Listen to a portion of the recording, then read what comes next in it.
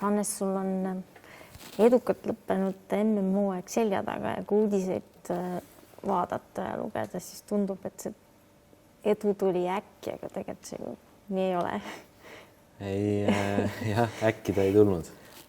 Ta tuli ikkagi, ta oli töö tulemus, ütleme nii, et see ei olnud, minul ei tulnud üleöö mingi silmipimestav talent ja mootorrattal ei tulnud ka 10 hobujõudu lisaks, et see kogu hooaja siis õppimine ja kogemuste siis nagu kogemuste tulemuseks vormistamine oli see, mis lõpuks selle tulemuse tõi, et mõnes mõttes isegi minul nagu kui see esimene poodium tuli, siis esimene emotsioon oli, et lõpuks ta ju pidi tulema, et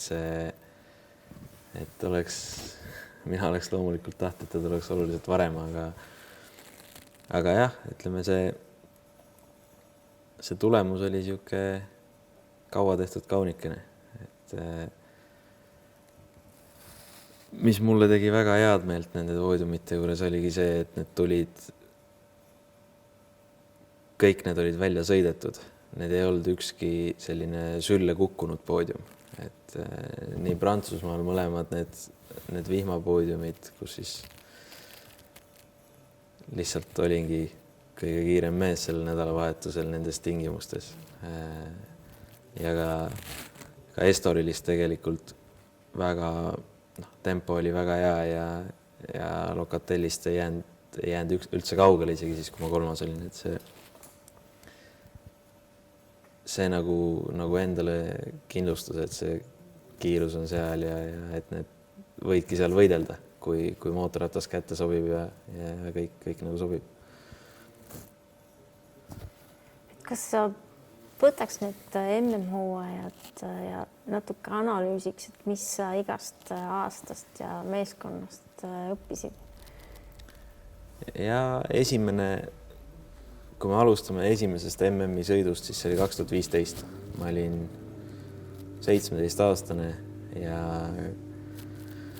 kuna ma sellel ajal sõitsin Euroopa Junior Cupis ja viimastel etappidel oli mootorrattaga olnud mingid 2 etappi juba oli läinud aia taha, sellepärast et mootorrattaga olid mingid probleemid, küll läks keema, küll mootor ei kestnud ja kuna punktidega oli nii nagu see punktiseis oli mul juba käest ära libisenud, siis tegime otsuse, et viimase etapile me sõidame seda superspordi MM-i wildcardina ja juba siis tegelikult sama meeskonnaga, kus ma täna siis poodiumit korjasin Kallio Racinguga. See esimene etapp oli väga, väga keeruline. See 17-aastasena oled sa ikkagi suhteliselt noor selle mootorratta jaoks ja seal olid ka pool kuiv, aga jah, kui nüüd tagasi mõelda, siis kogu superspordi karussell minu jaoks sai alguse Prantsusmaal ja siis selline esimene tulemus suur tuli ka Prantsusmaal, et selles mõttes märgiline koht. 2016 aastal oli ka meil selline ambitsioonikas plaan natuke, et kuigi me juhtisime suve keskel, siis suvepausile minnes me juhtisime Euroopa Junior Cupi, siis astusin sellest tiitli eest võitlemisest siis välja ja tegin viimased 3 etappi supersporti kaasa ja ka need jälle Kallio Racinguga, aga ka need ei olnud need tulemused ei olnud midagi kohutavat, kas olin äkki 12. ühes ja me olin punktidel, aga need ei olnud midagi sellist, mis mind nagu väga rõõmustaks, et meil oli selge plaan see, et me teeme 3 etappi Kallioga ja siis 2017. 17. aastaks siis jääme Kallioga, et me oleme lihtsalt 3 etappi, alustame hooaega nii-öelda 3 etappi varem. Aga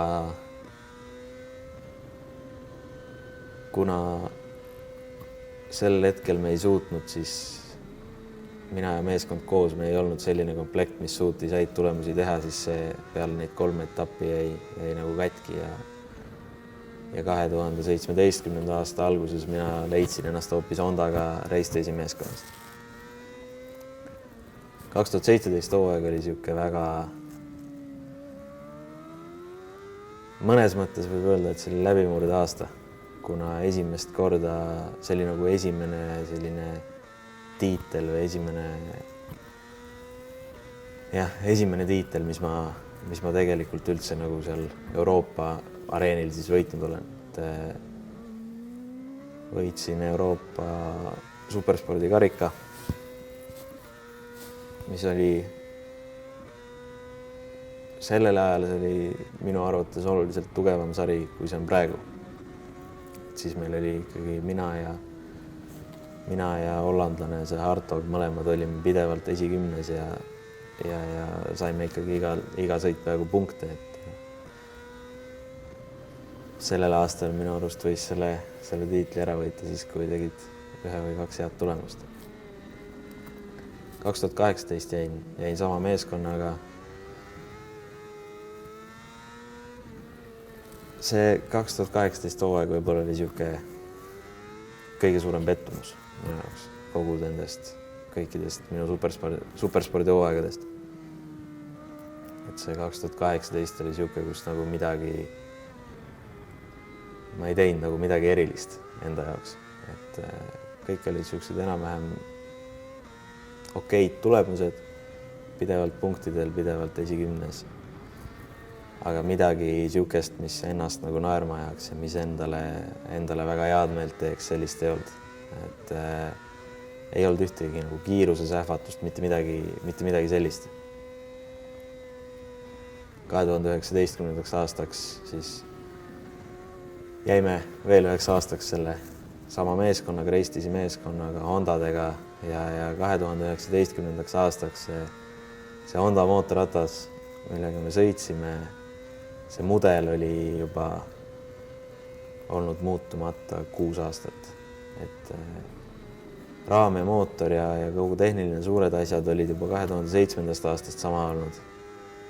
Ja siis viimane nii-öelda facelift või viimane isegi näo update oli tulnud 2013, ehk siis see oli oluliselt maas siis Yamahast ja Kawasakist ja MV Agustost, kes siis panustasid mootorratta arendusse, tegid uusi mudeleid, homologeerisid uusi detaile mootorile, tegelesid reaalselt arendusega. Honda jaoks oli 2013 nad võitsid Van der Margiga maailmameistri tiitli ja peale seda nad ei olnud supersporti panustanud absoluutselt. Ehk siis me olime nii-öelda vana mudeli mootorrattaga üks vähestest, kes Hondaga üldse olid jäänud. Sellegipoolest me suutsime teha tegelikult mõned väga kõvad esitused, et 2 korda kvalifikatsioonis 4. olla, parim tulemus äkki oli 6. või 7. ja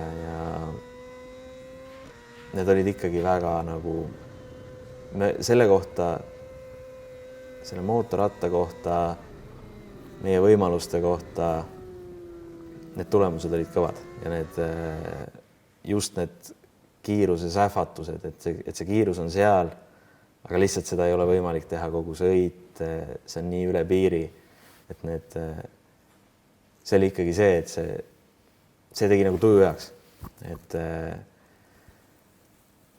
endale kinnitas, et ongi see kiirus on olemas, et pidevalt oled esimene Honda ja lihtsalt ongi sellest mootorratast ei olegi võimalik rohkem välja võtta. See oli nagu väga hea tunne. 2019 aasta lõppes, siis oli meil oli nagu selge, et enam ei ole raisata aastaid siis selle peale, et oletada, et oled kiire. et siis oli vaja nagu see otsus teha, et leida meeskond, kes on võimeline võitma, leida meeskond, kes on võimeline seal ees olema ja ise sinna tasemele jõuda. Et siis oli see koht, kus me jõudsime tagasi kokku Kallio Racinguga, kes oli vahepeal korra tulnud maailmameistriks Cortesega. Ja ma arvan, et selle 4 aasta jooksul, mis vahel oli või kolme aasta jooksul, et ma arvan, et mõlemad olime, nii mina kui ka meeskond olime teinud väga suured sammud edasi. Mina olin rohkem kogenud, olin kiirem sõitja. Nemad olid rohkem kogenud, et nende kogemus ei piirdunud enam siis kas Vesa endaga, kes sõitis või siis Niki Tuuli ja Eemeli Lahti, kes enne nende sõitjad Superstockis olid. Et nad olid näinud väga palju erinevaid võidusõitjaid, kes kõik olid kiiresti sõitnud ja nad olid ka nad olid aru saanud, et kiiresti võib sõita erineval moel, mitte ainult ühel nendele teadaoleval moel ja ma arvan, et see oli see, mis meid nagu edasi aitas võrreldes siis selle 2016. aasta etappidega. Esimene etapp läks, kui me testidest alustame, testid olid väga head. Ei olnud mingi imeline kiirus, aga me olime tempos. Austraalia oli pigem ikkagi hea, et me nagu pidevalt õppisime. Üritasime aru saada sellest mootorratast, mis see mootorratas siis minu jaoks, et ma kiiresti saaks sõita, mis see mootorratas tegema peab. Ja Austraalias oligi, me saime aru, me olime väga kiired kulunud rehviga sõidu lõpus. Viimased 5 ringi olin kiirem mees rajal, aga esimesed 10 ringi ma kaotasin liiga palju lihtsalt. Ja siis see nagu Austraaliast minema koju lennates pigem ma olin enesekindel, et see vundament või see lava, kus me olime, sealt oli väga hea nagu edasi ehitada. Siis jäi kogu maailm haigeks. Me saime olla märtsi algusest juuli lõpuni kodus, teha trenni, ei tea mille jaoks, ei tea, mis ajaks valmis peab olema. Ja samas kogu aeg ju treenisid, et nagu arendasid tsiklit. Jah, me tegime, meil oli trennimootorratas Eestis, me saime sõita kas 1000 kilomeetrit või üle 1000 kilomeetri isegi Pärnus siis ja see trennimootorratas tuli, kui ta kevade algusest tuli meile täiesti Austraalia seadega, mina olin täiesti veendunud, et ma võtan selle mootorratta ja sõidan kõik enda ajad ja siis Pärnu kõik rekordid sõidan üle. Reaalsus oli see, et ma sõitsin täpselt sama aega, mis ma olin 4 aastat varem sõitnud siis vanamudeli Yamahaga ja mitte ühtegi sammu edasi polnud teinud. Ja siis me sõitsime ja kas äkki kui 300 kilti oli sõidetud, siis me isaga arutasime, et kui 500 kilomeetriga seda mootorratast niimoodi sõitma ei pane, et see alla siis 14 või selle superbike'i aja üle sõidab, et siis me vist ei suudagi.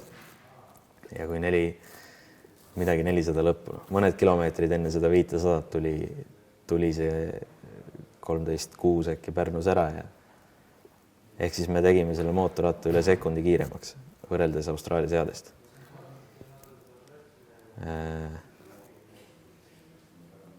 Siis kui me selle aja olime ära sõitnud, see kõik nagu tunne oli hea, mootorratas oli käepärane, kõik oli kihvt, aga kui nüüd hooaeg jälle käima hakkas juuli lõpus, mitte kordagi me ei suutnud võtta seda kodumootorratta seadet ja üks-ühele viia seda siis välismaale. Et meil oli alati nagu midagi puudu, kas oli ülekanne teine, teljevahe teine. Me ei osanud nagu neid, meil oli puudu see kogemus mootorrattaga, et teada, mis detail või mis seade mootorrattal väga palju mõjutab. Aasta lõpuks me saime teada, et 600-sel Yamahal mõjutab teljevahe siis väga suur samm on 3 millimeetrit, kas ratas on eespool või tagapool. Hondal see mõju nii suur ei olnud ja see oli see asi, mis kogemust meil ei olnud. Et aasta lõpuks siis me hakkasime nagu vaikselt jõudma sinna suunas, et see mootorratas hakkas käepärasemaks minema. Aragonis tegelikult kiirus oli väga hea, trennid olin kiire, kvalis olin kiire, aga siis tuli 3 niisugust sõitu, mis tahaks lihtsalt korstnasse kirjutada. Et tegelikult jah, Aragoni sõitudest juba hakkas nagu need sammud edasi hakkasid vaikselt tulema ja see enda jaoks siis esimesest Aragonist alates mulle hakkas see poodium nagu paistma. Et Jerez ja Portimao minu jaoks need poodiumid ei paistnud. Seal lihtsalt ei olnudki mingit nagu midagi ei juhtunud, mingit raamat ei olnud, lihtsalt mul ei olnud kiirust, et poodiumil olla. Aga oligi Aragonid. Esimene Aragon lihtsalt kukkusid mõlemad sõidud. Teine Aragon esimeses sõidus oli see kütusepaagi korgi lugu, teine sõit oli 5, aga oleks osanud mingid manöövrid natuke varem teha, oleks võinud seal isakuga 3. koha eest võidelda. Poodium ei olnud kaugel. Barcelona minu jaoks uus rada. Tegelikult jälle kiirus väga hea, et teises sõidus kiirema ringi erinevus oli alla 0,3 vist Locatelliga. Esimeses sõidus oleks võinud väga selgelt jälle olla eesotsas, kui seal oli küll, oleks õnne olnud,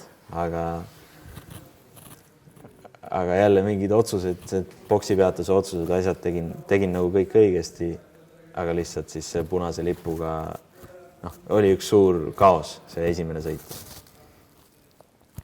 Aga jah, teises sõidus jälle endale uuel rajal kiirus olemas.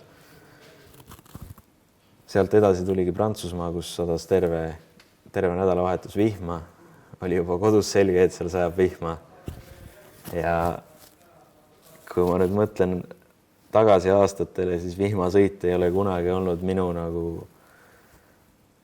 minu trump või minu tugev külg. Kas 2 aastat tagasi olen Eesti meistrivõistlustel 3. vihmaga ja ei kukkunud, ei midagi, lihtsalt olingi kiirusega 3. Et seda võib mõelda niipidi, et eestikate tase on lihtsalt nii kõva, aga jah, ei olnud, ma nagu ei võtnud stressi sellest, et seal vihma sajab, aga ma ei oodanud ka midagi väga erilist. Siis peale esimest trenni ma avastasin, et mul on esimene. Ja... Kus siis seekord see kindlus tuli? Ma ei tea, tunne oli väga hea. Mootorratas oli hea, sõitis. Ja aitas kaasa Jerezi test, kus me päev otsa vihmaga sõitsime, aga ega ma seal ka ei olnud, ma ei olnud teistest kiirem seal. Aga Prantsusmaal kuidagi kõik sobis kokku ja siis, kui sa selle ühe trenni juba esimene oled, siis seda enesekindlust jagub järgmistesse trennidesse ka. Ja väga seal Prantsusmaal see julgus sõita sellise mootorrattaga, sellise seadega, mis ei olnud nagu tavaline. Ma arvan, et see tasus ka ära. Et me vaatasime pärast etappi, et minu mootorratas vihmaga oli siis jäigem kui meeskonnakaaslase kuiva mootorratas, mis tavaliselt on täiesti, peaks olema vastupidi. Et kui kuiva ja märja ilma mootorrattaid võrdled, siis tavaliselt märja ilma mootorratas on 10% pehmem. Aga see loogika meie jaoks oli ka, siis näitas seda, et ka kuivaga ma ei peagi samasuguse mootorrattaga sõitma, nagu on keegi teine sõitnud ja see andis nagu endale enesekindlust juurde, et seda siis Pärnus leitud seadet nagu rohkem läbi suruda ja rohkem kindel olla selles. Ja Portugalis siis oligi, Estorili alustasime põhimõtteliselt 1-1 selle seadega, millega me Pärnus olime kiiresti sõitnud. Me olime küll tulnud suure pika ringiga sinna, et siis sellest meeskonna seadest väikeste sammude haaval jõudnud sinna maale. Aga põhimõte on sama, et me olime lõpuks sinna tagasi jõudnud, kus me juba aastal korra olnud olime. Ja seal see töötas. Et see kokku see tuli kõik siukse kogemus mootorrattaga. Hakkasime meeskonnaga sama keelt rääkima. Kui ma ütlen, et mootorratas ei keera, siis nad teavad, mis see tähendab, et ei keera. Ja eks see suhe läks nagu aasta lõpuks siukseks, mis võimaldas meil nii head tööd teha. Et sa ütlesid, et terve maailm jäi haigeks. Räägi natuke sellest ka, kuidas see mõjutas nagu tervet sarja ja sinu aastat. Et ma ei tea, alates sellest, et pealtvaatajaid ei olnud etappidel enam. Ja see pealtvaatajaid ei olnud. Veider tunne on küll tühjade tribüünide ees sõita. Prantsusmaa oli ainuke, kus lubati mingid 1000 pealtvaatajad. Aga paberimajandust pidi allkirju panema iga kord, et sa hommikul ei köhinud, kui sa voodist üles tõusid ja et sa ei ole kellegiga kokku puutunud, kellel viirus on ja kraaditi iga kord, kui rajale sisse läksid ja need, kes rajal elasid, need pidid iga hommik käima kraadimas. Ja maskid loomulikult, aga see on kogu Lõuna-Euroopa on need reeglid, et igal pool käiakse maskiga. Eks neid nagu veidrusi oli, aga aasta lõpuks nendega harjusid ära ja siis see tundus kõik normaalne. Mis oli veel, tegi keeruliseks, et meeskonna inimesed tegelikult olidki alates Jeresi võidusõidust kuni hooaja lõpuni seal. Mingi tuumik inimesi, siis 3-4 inimest, need ei käinudki kodus. Augusti lõpust oktoobri lõpuni põhimõtteliselt olid ära ja kuna oli ka neid inimesi, kes ei saanud seda lubada, ei saanud nii kaua kodust ära olla, siis natuke meeskonna koosseis muutus. Minul vahetusvõistluse insener näiteks peale Jeresi sõitu, kuna tal ei olnud võimalik ära olla kodust ja mina hakkasin töötama siis Vesaga ehk siis meeskonna pealikuga. Neid siukseid erisusi oli, aga neid oli kõigil ja ma arvan, et me saime suhteliselt hästi hakkama nendega, vaadates seda hooaja lõpu tulemusi. Etapile jõudmine vist läks ka keerulisemaks. Ja siis kui oli mitu sõitu järjest, siis meie läksime autoga, jätsime auto sinna ja siis, kui oli võimalus, lendasime tagasi, kui ei olnud võimalusi, olime seal. Aga lennuliiklus, ma ei kujuta ette, kui praegu peaks näiteks aasta alguses Austraaliasse lendama. Alustuseks see, mis see meeskondadele kõik maksab, kõik need inimesed sinna saada. Lõpetades sellega, et 22 tundi maskiga olla.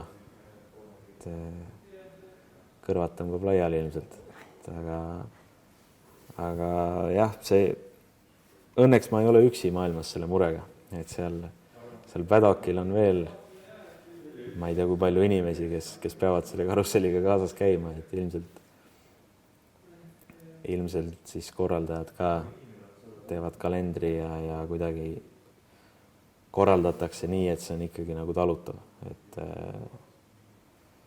jah, need inimesed peavad sinna kohale saama, et see tsirkus saaks toimuda. Üks muudatus oli see ka, et nädalavahetusel on nüüd 2 võidusõitu sinu klassis. Ja. Tehti kaks sõitu, laupäeva pärastlõunal on siis esimene sõit.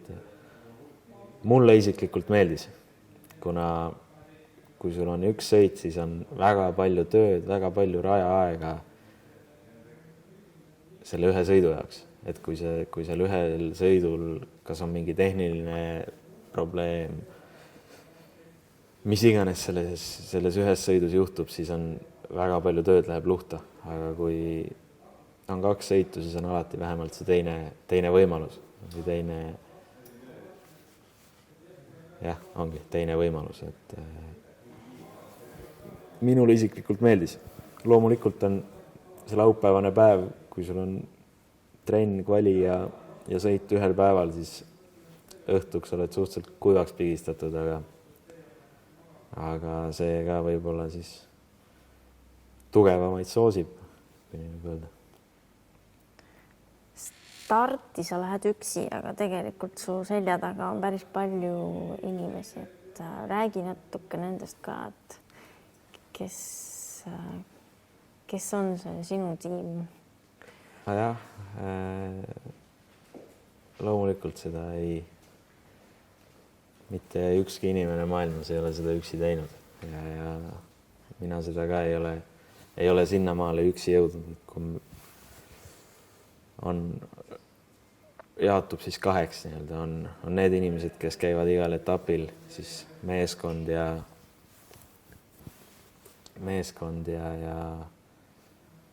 ongi nagu meeskond ja siis on need inimesed, kes on kodus, aga on minu selja taga ja teevad kõik tööd selle nimel, et ma saaks seal olla ja teha seda ja püüda oma seda unistust ja tead, kui nüüd meeskond lahti pulkadeks võtta, siis meeskonnas on mehaanikud, võistlusinsener, koordinaator ja meeskonnapealik ja siis on minu pool meeskonnast ja meeskonnakaaslase pool meeskonnast ja mina olen üks uskumatult õnnelik võidusõitja, et minuga käib kodust kaasas siis esiteks minu isa, kes on võistlusnädalavahetusel kõige rohkem, ma ei oska talle nagu ametinimetust panna, aga võib-olla nõustaja või mingi sihuke nimi tal võiks olla, et ta enamus aega veedab väikeste teede peale jalgrattaga raja ääres, kus ta siis vaatab kõiki minu trenne, vaatab ka Superbike'i trenne, võrdleb siis, tal on sihuke kiiks, et ta võrdleb ainult esimese mehega. Ta väga harva võrdleb kellegiga, kes on minust 1 koha ees, et ta arvab, et sinna me ju ei püüdle.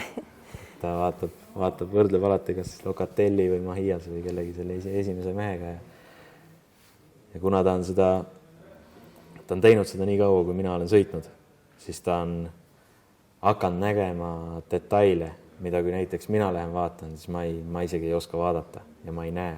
Tema oskab näha raja kõrvalt ära isegi mootorratta asendi. Kas mootorratas on laisk või ta on liiga agressiivne. Ta näeb detaile tõesti, mida ma ei oskaks isegi vaadata ja see on väga suur väärtus, et on niisugune inimene, kes kaasas käib. Väga tihti, kui minul endal on nagu juhe täiesti koos ja tunned, et oled juba kõike proovinud, siis tema tuleb sealt, jõuab oma rattatiirult tagasi ja siis tuleb mingi niisuguse mõttega, mis lahendab, teeb kogu selle sogase vee teeb järsku selgeks ühe hetkega. Ja teine mees, kes meiega kodust kaasas käib, iga sõit on Andres Kaabel, kes siis on võistlusnädalavahetusel, ta on mehaanik, hoolitseb selle eest, et mootorratas oleks korras ja et seal midagi küljest ära ei kukuks. Ja see võidusõit ei ole see tunne, et sa saad 110% usaldada neid inimesi, kes sinu mootorratast katsuvad, see on asendamatu. Ma ei ole mitte kordagi pidanud mõtlema, et kas kõik poldid on kinni või siukseid mõtteid mul ei käi, et Andres on ka nagu natuke siuke teine isa juba või pigem võib-olla ta on onu, kes lubab kõike teha, midagi siukest. Aga tema on ka nagu sõbra eest, et ta väga siukestel rasketel hetkedel ta oskab mõne lausega olukorrad ära lahendada. Et ma mäletan üks kord, kui mul esimest korda juuniorkapis kvalivõidu võtsin, siis ta oskas mulle öelda, et ei tasu muretseda, et siit saab ainult halvemaks minna. Et paremaks enam niikuinii ei lähe. Siukseid, ta on ka siuke usaldusisik nii-öelda. Kui me räägime kodus, on siin kõik sponsorid, toetajad, kõik, kes panevad ükskõik kuidas õla alla, kas rahaliselt, kas materjalidega, kas lihtsalt õigel hetkel kõnega ja hoidke peab püsti mehed.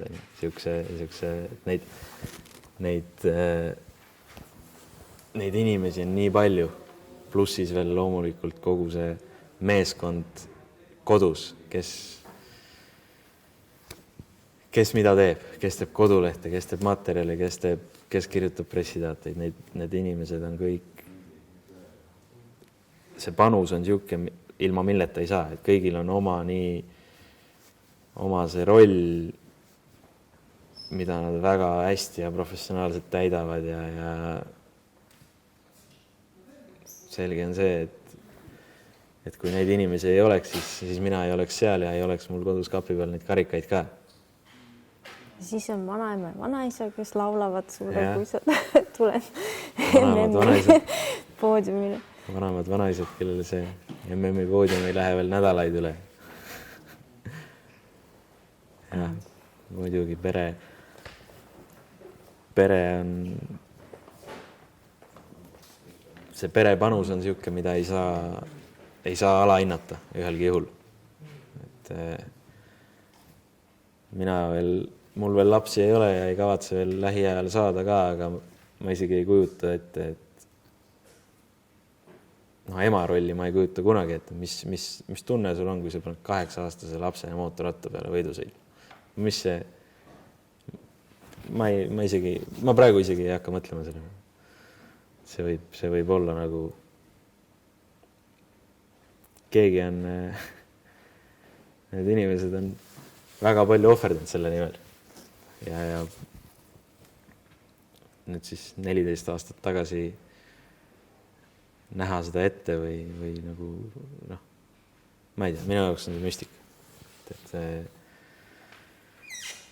ma loodan, et need 3 karikat siis midagi nagu tasus tagasi või et need inimesed naudivad seda nii palju, kui nad väärivad seda nagu nautimist. Et see, jah. Mitu korda sa oled näinud autode multikat? Ma ei tea ühtegi inimest, kellel see niimoodi peas oli. Ma ei tea, kas 3-kohaline number on, aga lähedale. See tuli minu jaoks täpselt õigel ajal ka, kui DVD hakkas läbi paistma mingi hetke. Et sa kindlasti ei taha või ei saa veel rääkida, mis tiimis sa järgmisel aastal oled, aga kindlasti oled mõelnud, et mis sa treeningus või ettevalmistuses või mis muudatusi sa tahaksid järgmiseks aastaks teha? üks suur asi, või nagu suur eesmärk, mis järgmine aasta on võimalikult palju teha siis sama inimeste grupiga tööd, et suur unistus on see, et oleks ka võistlusinsener, kas keegi Eestist või keegi, kes saab kodustel testidel osaleda. Et kui see inimeste grupp, siis see meeskond, et kui need ei ole 3 inimest, mina, isa, Andres, vaid seal on ka, kui seal on üks inimene veel, kes oleks näiteks võistlusinsener, kui me saaks nende inimestega kodus selle töö ära teha, siis oleks seda kindlasti väga palju lihtsam viia ka sinna MM-i võistlustele. Et kui me teeme selle töö isaga kodus ära, isa ja Andresega, siis mõnes mõttes me peame ikkagi neid tulemusi nagu kaitsma ja neid tulemusi tõestama, selle töö tulemusi, mis me oleme teinud. Aga kui me teeme selle, kui see inimeste grupp on selline, kellega me teeme siin tulemuse ja peame tegema selle sama tulemuse lihtsalt MM-il, siis seda on võib-olla palju lihtsam või kindlasti palju lihtsam seda kodus tööd ära kasutada. Et see on võib-olla ainuke asi, mis nagu sellel aastal natuke,